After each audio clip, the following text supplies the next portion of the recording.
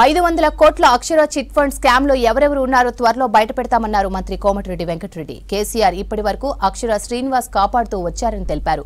ఇందిరాభవన్ లో ముఖాముఖిలో Axar chit fund బాధితులు మంత్రికి ఫిర్యాదు చేశారు. దీనిపై వెంటనే డీజీపీకి ఫోన్ చేసి విచారణకు ఆదేశించారు మంత్రి. సీఎంతో మాట్లాడి ఈ స్కామ్ పై కఠిన చర్యలు తీసుకుంటామని చెప్పారు. ఎర్రబెల్లి దయాకర్ కేసీఆర్ కు చుట్టం కావడం వల్లే పేరాల శ్రీనివాసరావును ఇన్నాళ్లు కాపాడారని తెలిపారు వెంకటరెడ్డి. 500 మంది అక్షర స్కామ్ అని పేరాల శ్రీనివాసరావు పేరాల శ్రీవిద్య అని దాదాపు 1000 కోట్ల పైన స్కామ్ చేసి ఇలా 2-3 వేల కోట్ల భూములు కేసీఆర్ దగ్గర బంధువు అని చెప్పి ఆ కాంప్లైంట్ ఇచ్చిన వాళ్ళు చెప్పిండు. వెంటనే వాళ్ళందరికీ డిపాజిట్లు ఎగ్గొట్టిండు. చిట్ ఫండ్స్ చిట్టీలు వేస్తే చిట్టీల టైం అయిపోతే కూడా పైసలు రిటర్న్ ఇవ్వలే.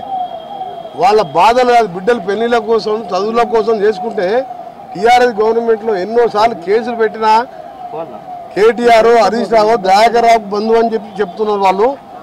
ఇవన్నీ కాకుండా నేను నేరుగా వాళ్ళ ముందనే డీజీపీ గారితో మాట్లాడి మీరు అడిషనల్ డీజీపీ మహేష్ భగత్ గారి కేసు ఒక కమిటీ వేసి వెంటనే ఆస్తులన్నీ కూడా రికవర్ చేసి ఆ చిట్ ఫండ్స్ బాధితులని ఆ దుర్మార్గుడు ఎన్నిసార్లు పోయినా యాంటిసిపేట్ బెయిల్ వస్తుంది ఆయనకు.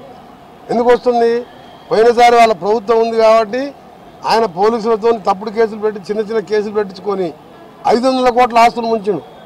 ఈ కేసు బయట పెట్టినా సాయంత్రం ముఖ్యమంత్రి గారితో కూడా చర్చించి ఆయన ఆస్తులు కూడా రెవెన్యూ యాక్ట్ రికవర్ చేసి ఎవరైతే బాధితులు ఉన్నారో వాళ్ళందరూ కూడా రిసిప్ట్లు కూడా ఇచ్చిండ్రు. వారిని కూడా చేయడం, కొందరు కాంట్రాక్ట్ లెక్చరర్స్ వాళ్ళకి ఇంటర్వ్యూస్ అయిపోయినాయి, అప్లికేషన్ వెరిఫికేషన్ అయిపోయింది.